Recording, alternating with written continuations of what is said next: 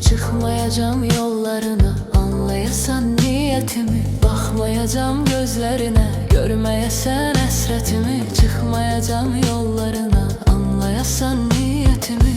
Hayatından çıkacağım, sana dikkatle kenardan bakacağım.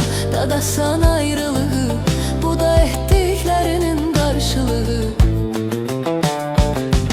Okunan musiqiler, yazılan şiirler, çıkasan bir defeli, gedesen deyirler. Geri qaytarmayacak bu bakışlar seni, ne ömürlük unudar, ne bağışlar seni. Okunan musiqiler, yazılan şiirler, çıkasan bir defeli, gedesen deyirlər. Geri qaytarmayacak bu bakışlar seni, ne ömürlük unudar, ne bağışlar seni.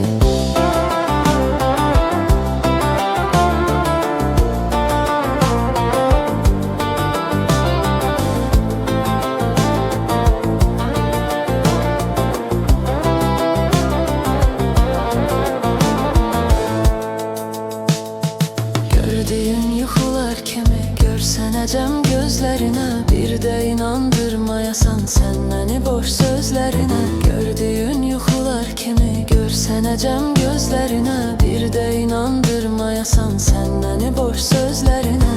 Mənə yarım demisən, görürəm səndən ağıllar kimisən. Sənə dəyməz inan, sənə dəyməz sənin uğrunda yanım.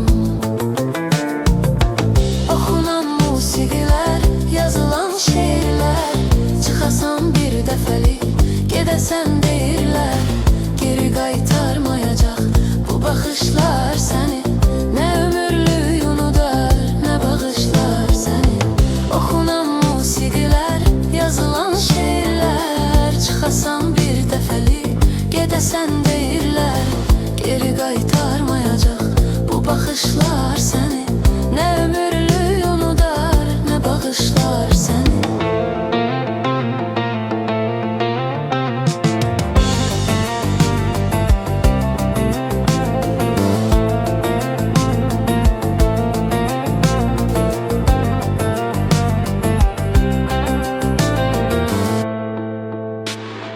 Qalmağının xeyri nədir, mənə bir ümid verməmisən. Mənim ürəyimdən nə keçir, baxmamısan, görməmisən. Qalmağının xeyri nədir, mənə bir ümid verməmisən. Mənim ürəyimdən nə keçir, baxmamısan, görməmisən.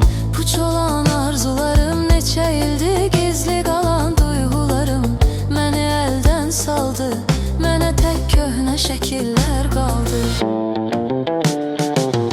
Okunan musiqiler, yazılan şiirler, çıkasan bir defeli, gedesen deyirlər.